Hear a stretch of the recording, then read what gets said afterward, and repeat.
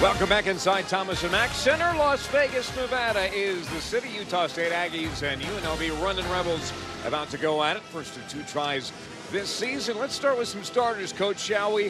First, it's the Aggies, and there's some injuries on this team, but this starting lineup is what they're going to have to go with and rely on a lot tonight. Hey, next man up. That's what it's got to be. Yep. They've had a lot of people. We'll talk about it later on, how many games of starters they've missed. This team has got to get it done, but they got those great pair of guards. Talking about the UNLV Running Rebels and their starters, Coach Menzies said no changes. It's who we're going to be used to. Well, one of the things that's really helped UNLV, and part of the reason they've turned this program around, those 5 men have started all 15 games. Tonight makes 16. Utah State is coached by Tim Duryea, and he's been around, including one of the community colleges we talked about earlier. He's in his 3rd season. He's right at 500, 39 and 39. Tim Duryea is a very, very fine coach, and Tim Duryea has really suffered this year due to the lack of key guys they expected to have. Bench boss for the UNLV Running Rebels is Marvin Menzies in his 2nd season, trying to get back to 500 at UNLV, but he's got 221 career wins all time. He's most recently at New Mexico State. Now that all that is out of the way, we're ready to go at Thomas & Mack Center, which the volume has increased significantly. It's Mountain West basketball, and we're underway here in game number 3 in the Mountain West on a Saturday night. We see Utah State in blue opening up man-to-man. They will play a lot of zones. As Tim Duryea told me, he will throw the kitchen sink at the Rebels in an effort to confuse them.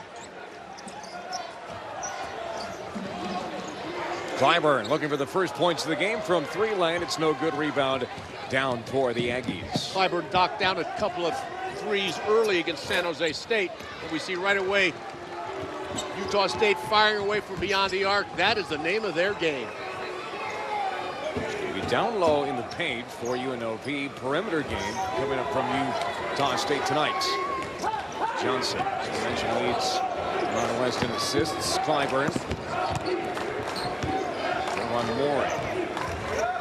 Drive to the basket. Pump fake once and twice. Does not go. Couldn't get it on the 2nd try. And once again, the Aggies come down with a defensive glass. Another try from 3 is no good from Utah State. Like you mentioned, if they want to be anywhere near this game, they're going to have to hit from beyond the arc. Johnson bumped out of bounds. Well, and it's going to be UNLV basketball. You talked about making threes for Utah State. I think they average 8 threes a game. They got to make 11 or more to win this game. They need to double down on McCoy, partially because McCoy turns it over 3.5 times a game, and everybody's got to rebound because they're playing against the team, and the Rebels is the best offensive rebounding team in the Mountain West. It's mainly thanks to number 44 and number 10. Speaking of number 10, here's Houston. Jumper is no good, and we still have no points in this basketball game 90 seconds in. First team to score wins. That's what it's played, isn't it? That's how I used to play. That's the only way I could ever win on the court. Here's Taylor. Now what you see Utah State do is they're going to play 4 out, 1 in. They're going to try to make McCoy guard on the outside, which he had to do then. And what did Taylor do? He drove right past him because McCoy doesn't have great quick feet. First basket of the game. Maybe Utah State would like it. First basket wins. Goes for Quinn Taylor. Houston, Texas. Johnson now for the Running Rebels. Mooring thought about the 3 balls. Drives inside instead, off the glass, and that's no good as well. UNLV having a tough time finding nylon. Well, Mooring, funny, he only took 2 shots at San Jose State after taking 14 and going 2 of 14 playing against Boise State here. Brown Jr. will hit the jumper. It's a timeout for UNLV, and they're 0 for 6 from the field right now. So we talked about the closeout. Here's the reversal. See McCoy on the closeout. He doesn't have his weight down. He's too high, which is typical of big guys. Now we get Brown on the jumper. The junior college transfer whose favorite player is who? Charles Barkley, because he looks like Charles Barkley. Plays a lot like him too. Rebounder. Well, we talked about Utah State. Let's talk some UNLV keys. Yeah, look at what UNLV's got to do if they want to win. Run the Aggies off the line. UNLV is one of the best teams in America defending the 3. They got to turn the Aggies into drivers. take care of the basketball. They average 15 turnovers a game, second worst in the Mountain West. Take care of the ball and find Brandon. Get the ball to Brandon. Good things happen when Brandon McCoy touches the ball. A little change of the defense here. We've got a 1-2-2, three-quarter court press. Johnson to the rim, and that's off the glass and in, and that's just what the doctor ordered. Looked like Michaela Schifrin going right through there, right down the slalom course. You are a sportsman, aren't you? Oh, I like all sports. All sports. But this one especially. And I'll be glad when that funny sport with a funny pointed ball gets done with. Some upsets in that sport today in the professional variety, as that passer Mooring is wayward and out of bounds. And that's what UNLV does not want to do, is turn the ball over. Well, we said they average 15 turnovers a game. There we go. And there's Johnson going coast to coast. That little mighty Mike. He is going to keep the pedal to the metal. They fast break on makes and misses because he pushes the ball. Well, the point guard play for Utah State seems to be their key. Their ones and twos seem to be driving the ship, but it's Johnson who seems to be the quarterback. Speaking of the pointy ball for UNLV. Traveling violation is the correct answer, and it's UNLV basketball. It's nice to have quick feet, but your feet can't be too quick. Feet have to match the brain, don't they? It's underway here in the first half, and UNLV starting out 0 for 6. So now change the defense. They're in a 1-2-2 zone, and they're going to do some junking up defenses. Sometimes they'll zone and go from zone to man, and vice versa. They'll be in man and change the zones. The offensive rebound, fans wanted a foul. They're not going to get it. And the Aggies have 5 on 4 because Houston's not out of the backcourt yet, and they turn it over. Houston alone. That really hurts. You had a sure two. Taylor fumbles it. And now David Hall will blow the whistle, and there's going to be a substitution for UNLV. Yeah, Houston rolled his ankle. So David Hall, good official he is keeping an eye on the injured player. They'll get him out, and the trainer at UNLV will take a look at his star forward. So in comes Marcus Young, who is the man who was at the free throw line in San Jose. You were there on Wednesday night, and he went 1 for 2, and that was actually an okay thing because it got UNLV into overtime against San Jose State. Yeah, Jong played his best game ever as a Rebel the other night. He had 6 points, 5 rebounds, a lot of hustle plays, and like you said, made the free throw that tied it up with 4 seconds to go. Back goes into the contest. Jumper. The Mooring is good, and UNLV is level at 4.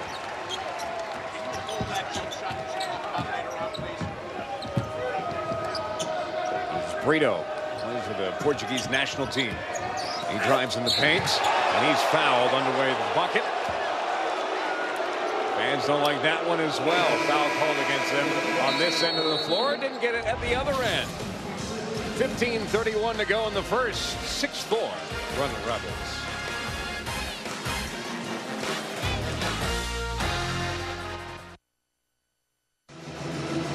Welcome back to Thomas and Mack Center in Las Vegas. UNLV has come from behind 4-0 deficit. Now they lead by a pair.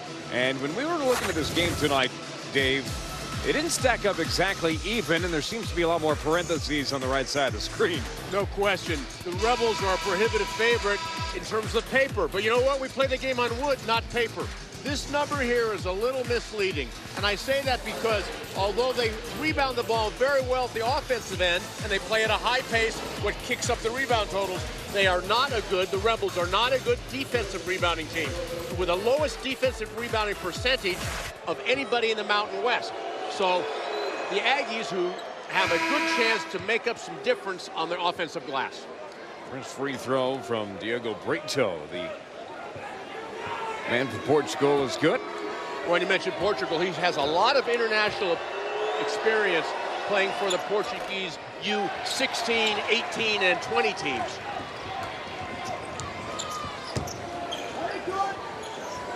Now Mooring. Now notice how they try to trap the ball screen, and it leads to a free throw opportunity because they don't. When you trap the ball screen, you have to zone it up on the weak side, and the zone wasn't good enough, and Mooring did a good job of positioning himself to throw the ball back across to Beck. Now Beck will go to the free throw line. He's 62.8% from the charity stripe. Yeah, Beck's an interesting player. He comes off the bench, but if he played 40 minutes a night, he would be their second leading scorer at 24.4 points a game. He's a very productive young freshman. First sub off the bench for Utah State is as predicted, and it's D'Angelo Isby, also from Chicago, Illinois. Isby is like having Vinnie Johnson on your team, the microwave. He averages 11 points a game off the bench. And trust me, he comes in to score. 26% of their usage when he's in is him. He's going to look for his baskets. And I don't say that as a negative. He's not a selfish player. That's his job.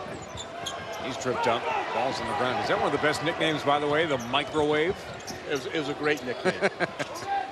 Johnson in the corner. Kicks it out. Beck thought about the three.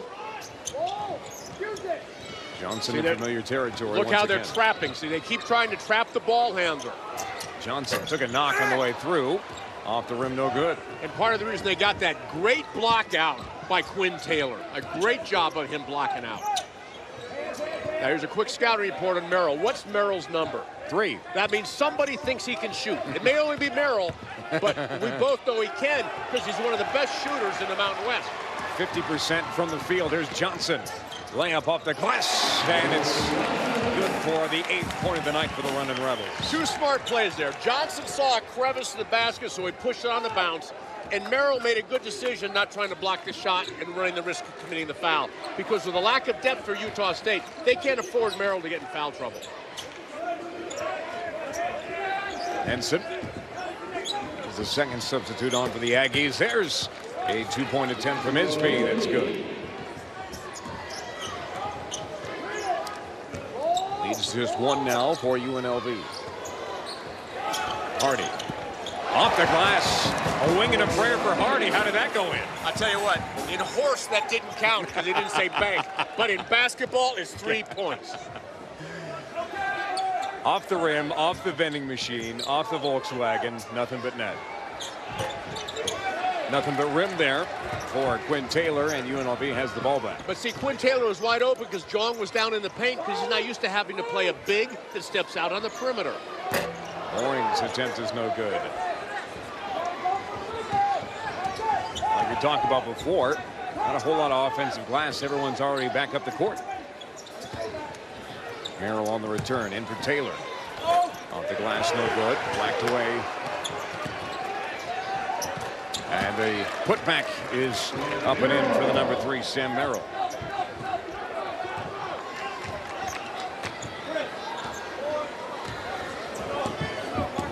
I think they need a few subs here for UNLV. They look a little tired out there, a little lethargic. You know, the last 2 games they haven't started well. Yes, they have a 1-point lead, but they're a little sluggish tonight. What did you and I say coming into the building? They needed some pace. They needed it early. And right on cue, Dave Bullwinkle, 3 subs waiting to come into the contest for the Running Rebels. Great pass by Mooring. The problem was he was throwing it to Jong, who does not have great hands. Isby up top now. Notice how the floor is spread. Taylor's outside. They play a lot of people outside. Right now, I think that McEwen, who's been launching a lot of threes, needs to drive the ball to the basket and get an easy shot to get himself going. 3 ball is good for Deron Henson out of Pasadena. Yeah, Deron Henson, who I think is a good-looking young freshman. He's a redshirt freshman. He's going to be a good player for the Aggies. Now back into the zone. See, they're 1-2-2, but they're kind of matched up man-to-man on the bigs. Johnson inside Beck. Off the rim, no good. Henson with the rebound. Right now, the Rebels miss having McCoy and Houston on the floor because those guys are such good offensive rebounders. Merrill's jumper is nothing but nylon. And now it's 14-10. Utah State on top. Notice with a left-handed dribble, Merrill took it in and out. That's a Hardaway. Think Tim Hardaway. That's the Hardaway move. And it resulted in... It's a 7-0 run now for Utah State. Need to get the ball against the zone into the high post area or the short corner area. Hardy. His attempt is good. And it's just Just a 1-point lead now for the Aggies. Now let's see if you paid attention. What number is Hardy? Hardy's number 3. So that means what? He can shoot, He at can least shoot. according to Hardy. You got to go out and guard him. You got to find Hardy. There's a foul off the ball right in front of David Hall. Isby on Jermon Mooring. It's a 1-point ball game. Hardy.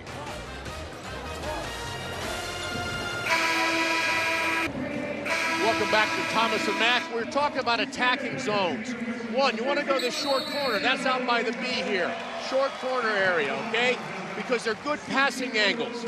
2, in the high post, either to dump high-low or to relay the basketball.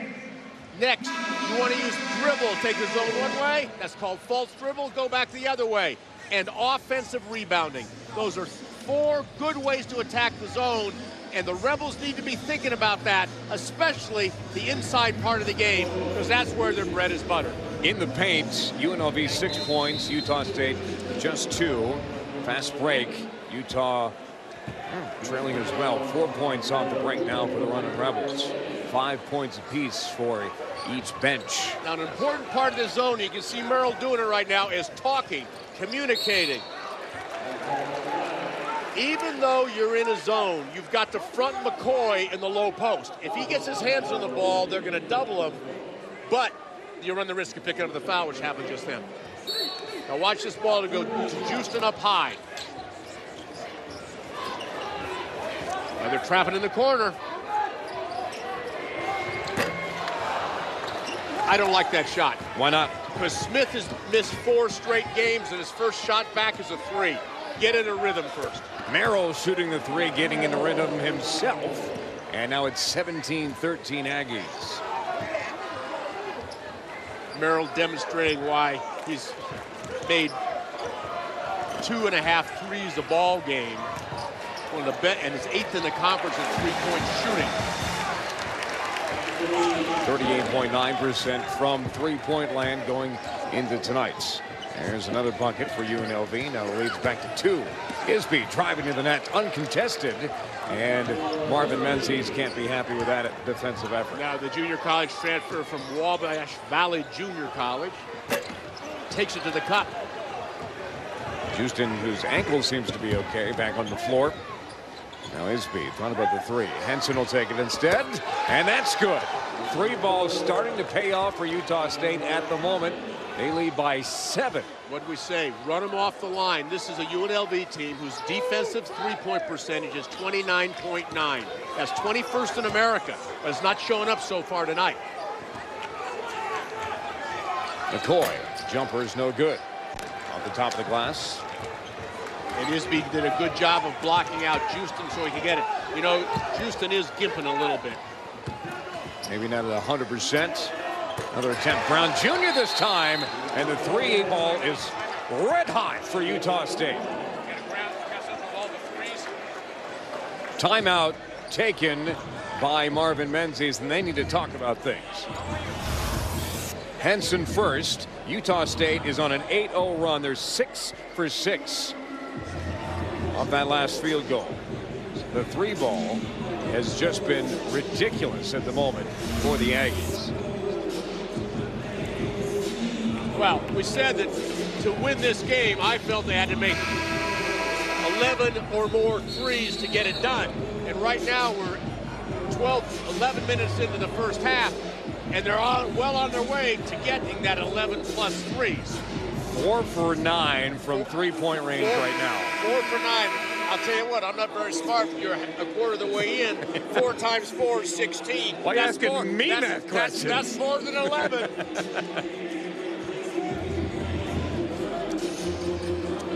I'd like to welcome in those viewers joining us who are watching Boise State and Wyoming.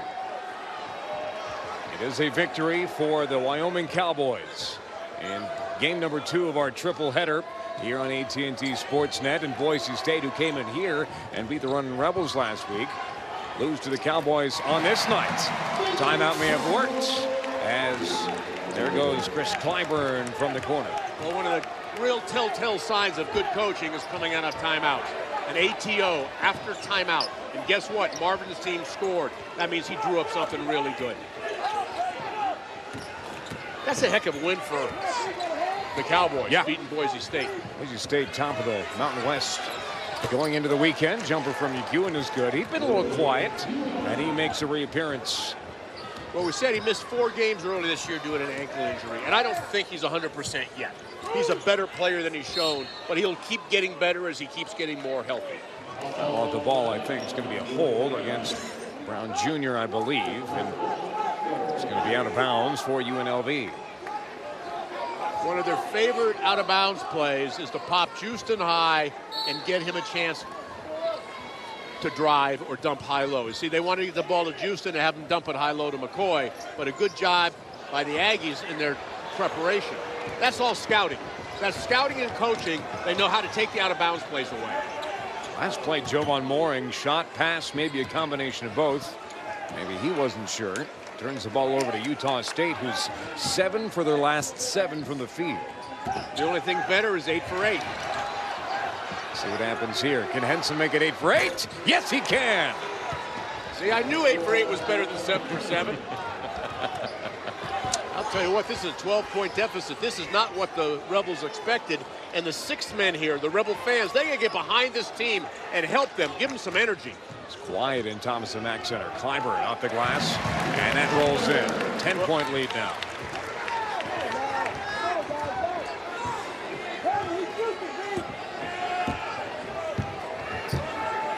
Approaching 7 minutes to go. Clyburn will go for those steals if you come out lazy on the catch. He's very good at shooting the gap. Ball screens, and the bigs just slip to the basket. McEwen, bumped by Houston. Basket is no good, but he'll get free throws as a reward.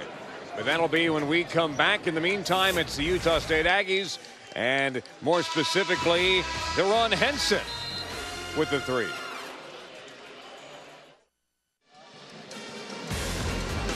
College basketball on AT&T Sportsnet is brought to you by Dodge Ram. Guts, glory, Ram. So we welcome you back to Vegas and back inside Thomas and Mack Center. A 10-point lead for Utah State, and they are just lights out from the field, more specifically from beyond the arc. Well, what I say is the single most important statistic in basketball. We can talk all we want about rebounds and turnovers. Single most important statistic. Field goal percentage. Yours and theirs. And right now, Utah State is shooting 63, and UNLV is shooting 39. That's called ball game. 3-point field goal percentage, 50% for the Utah State Aggies.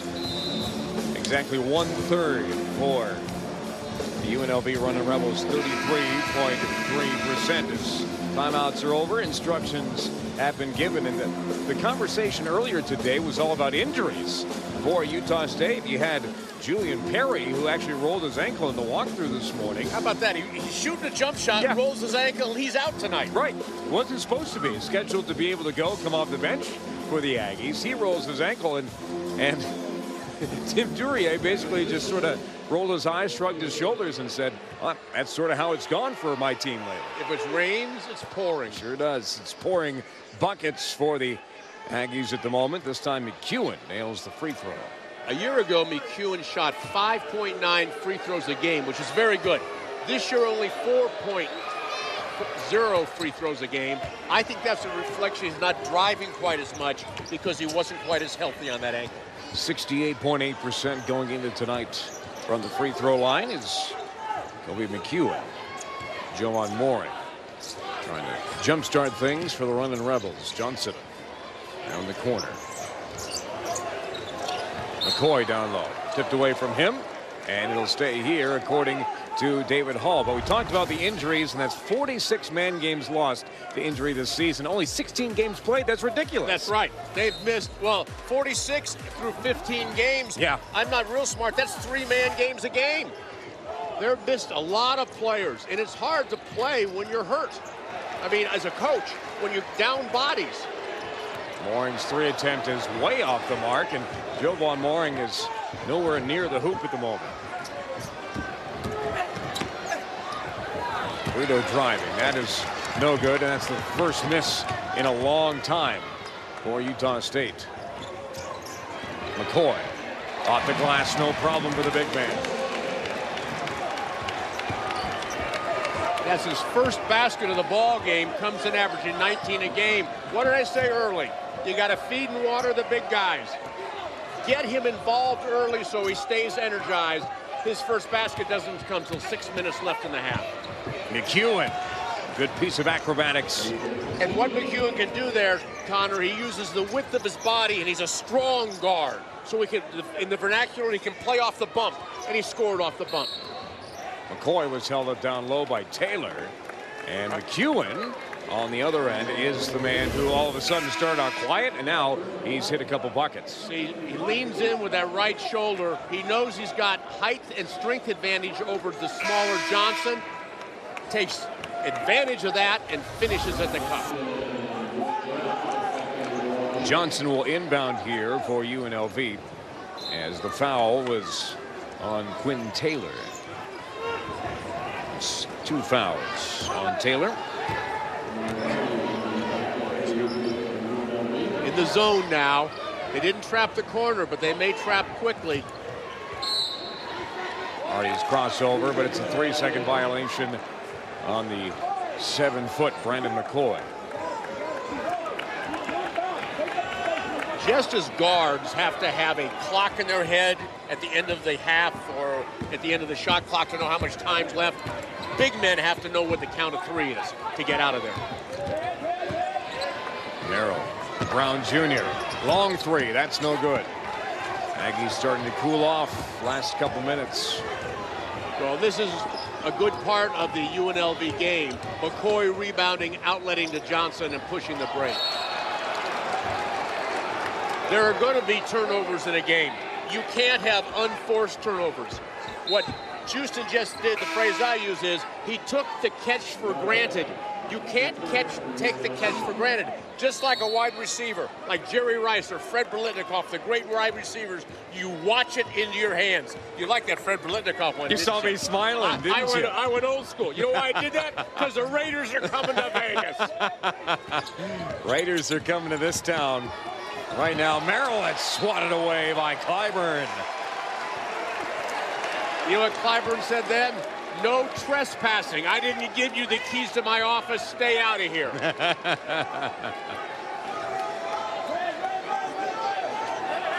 McEwen will inbound it for the Utah State Aggies. McCoy's a rather large frame in front of him. They're going to try to go back into the corner on this one.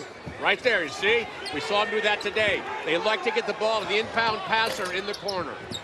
McEwen is the target. Now Brito off the glass. Goaltending. And that's going to count for 2. Very nice interior pass. Brito's first bucket. And back in that one, it looks like a 1-3-1, but there's some man-to-man principles to this. And I got to be honest with you, Connor, I'm not smart enough to figure this zone out. Hey, me neither. But it's confused UNLV so far. McCoy's jumper is through the hoop, and it's now a 12-point lead. Well, McCoy figured the zone out. Remember what I said? Somebody did. Good things happen when the ball touches his hands. Drive from Merrill off the glass, and it was a free lane right to the hoop. You know what? That I call that Steve Nash lane. The offhand never goes the ball. You reach it out and get it on the glass before the big guy can get there. Artie, McCoy, and then it's another bucket for 44. Timeout, Utah State. 3:50 to go in the first half. UNLV trying to crawl back in. It's a 12-point lead for the Aggies. Welcome back inside Thomas and Mack Center in Las Vegas. UNLV trails Utah State by 12 with 3:50 to go. Coming up on the Dodge Ram halftime report. Hear what it's like to step on the floor in the Mountain West Conference. And we'll have all your first half stats and highlights. All that on the Dodge Ram halftime report coming your way in clock time, 3 minutes and 50 seconds. One of the things we've noticed here is the game is starting to pick up some energy, and that reflects what UNLV does in terms of pace of play. You can see here, they average an offensive possession every 14 seconds. That's the 5th fastest pace of any team in America. They're not called the Running Rebels for nothing, and Marvin's got them running and rebelling. See if that pace can help them out here in the latter stages of half number 1. They may need a little bit of Las Vegas magic. Aggies. And they change defense, they come out in the zone. See if it benefits Brown down low in the corner. Henson once more, and he is lights out from three-point range again. Henson's a funny player. He's shooting almost 50% from the three and only 50% at the free throw line. He doesn't like the shorter line, but he's demonstrating he likes that longer line. Clyburn's three is short. It's the largest lead now. 15 points for Utah State. That attempt for McEwen's no good. Johnson the rebound. And Johnson knows to push it on the break. Especially if a little guy gets it, he can initiate the break off the bounce. Baseline, Clyburn off the glass, and one. That's an important basket. They needed to break the momentum of the Aggies. They're down 13 now with a chance to cut it to 12. They need to get this up under double digits before the half, because that's a psychological barrier. Nice job by Clyburn finishing despite the foul. Clyburn at 6'6", 63.9%. Ranlin up to 64% from the free throw line. And the attempt for a third point is no good. Utah State couldn't handle the ball, so UNLV will get another bite at the apple. Well, if you don't make the free throw, it's get the rebound. Second best thing to get the rebound and have a chance to score 2 or maybe 3. Clyburn. Very active hands by Isby there, getting the deflection. It's all perimeter right now at the moment for UNLV. Can't get down low. They try the three again this time. It's Hardy who nails the trio. Hardy knew where to find that open spot. Part of being a good three-point shooter is knowing where shots are going to be. It's like real estate. It's all about location. Three-point shooting is about location. Location, location, location. And not only get there, but do your homework early. That means have your feet set, your knees bent, your wrist cocked, ready to shoot it. See, he got him open. Notice he was ready to shoot the ball. You'd like him not have to dip it down and just raise up. But Houston knew where he was going to be. Nice pass by Houston. Good shot by Hardy. Hardy nails the three. Meanwhile, on the other end, Jordan Johnson commits the foul. Funny half. We only had 9 fouls in the half. Total. Half is flying by. 2 minutes and 19 seconds to go in half number one. 10 seconds on the shot clock. McEwen jumper, and that's good. See, when McEwen came off that ball screen, Houston had to step out. He's a JUCO transfer. He's not as experienced. He didn't understand the need to do that. Now, you see the ball go to McCoy, play inside out. Get the ball inside touch and punch it back out. Clyburn driving the baseline, and his layup is no good. Got his own rebound. Ball bouncing around. He's fouled on the way up. And one again for UNLV.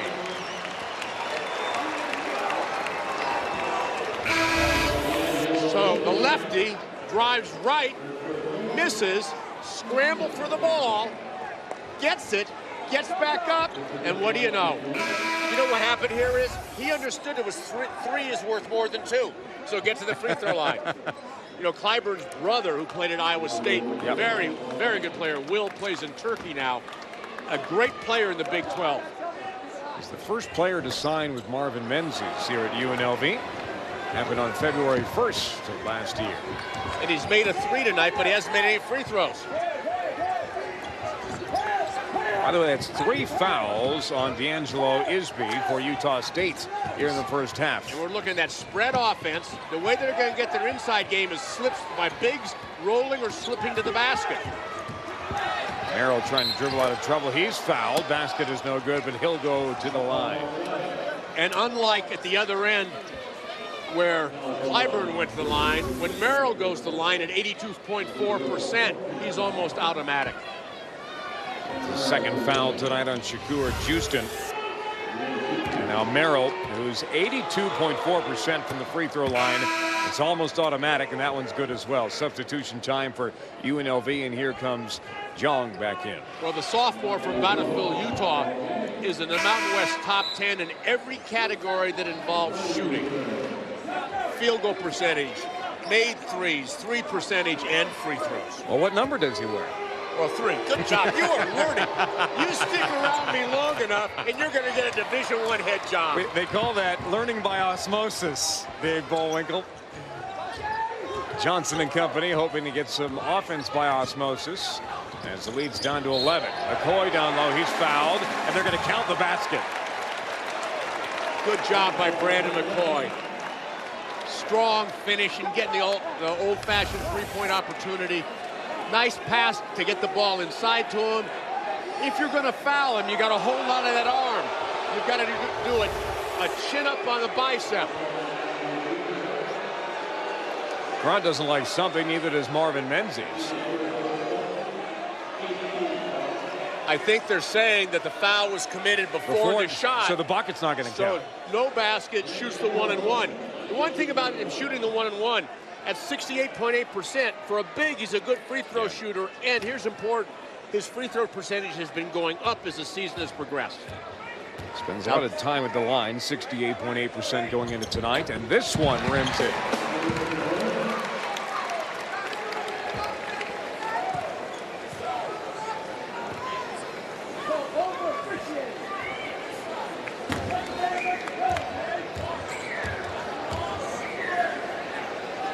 You know, listen to the fans express their disagreement with the officials. I think they gave whistles to everybody that came in the front door, didn't they? A lot of people wearing stripes up there. It's amazing. As a coach, I don't own a striped shirt. That tells you how I felt about officials. No, that's not true. And we have a good officiating crew tonight. Yep. David Hall, who's been in the Final Four before, Gordon Gottschalk, and Eric Anderson. Good three. Brown Jr. escapes. Approaching a minute to go in our first half. I like that coming out of the dead ball situation with the press. Brito. Baseline, going for a walk. Now he's back, still on the dribble, off the glass, no good. Put back is swatted away. Now here comes UNLV. Mooring, glass is no good. Tip back does not go. Off Amaro last, I think, should stay here, and it does. What Mooring did there was really clever. He's pushing the ball, and he watch him look as if he's going to pass the ball to the man to the right to get the defense to think that, see him looking, and then he took it himself. Very smart play by Mooring. Well done. The aforementioned number 30 on the ball right now for Hardy. 35 seconds to go in the half, 18 on the shot clock. Mooring down low. McCoy! Jong, who's blocked shots and rebounds, shows that he can pass. Now, he's not Bill Walton, but that was a nice touch pass to his big partner. And all of a sudden, that lead is under double digits. And Thomas and Mack Center at the end of the first half has started to come alive. McEwen wants some quiet before they go into the locker room. McEwen put back, he's fouled by Jeong. See, what Jong has to understand, McEwen's not tall enough to get it over him. It was him and McCoy. Just wall him up, keep your hands in the air, make him shoot over a big paw. Jeong, who stands at 6'11", 215, out of Senegal. You're right, he's a big body, doesn't have to go very far. And look at those arms. He needs a second elbow on those arms.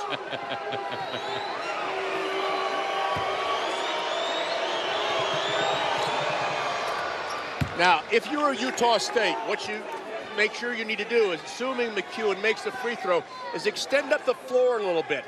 Don't let the man getting the ball. He's got 6 seconds to score. Don't let him get the ball on the run with a head of speed going downhill. McEwen trying to make the lead 10. Sorry. And that man would probably be Johnson, because he's the burner out there. McCoy is way deep for UNLV. See, I don't like that. They fell back. Yeah. 2 seconds, 1 second, three at the buzzer, no good. And the first half will end with a 10-point lead for the Utah State Aggies, and it's mainly thanks to the three ball, and we said it had to be good tonight. Well, that's the end of the first half here at Thomas and Mack Center.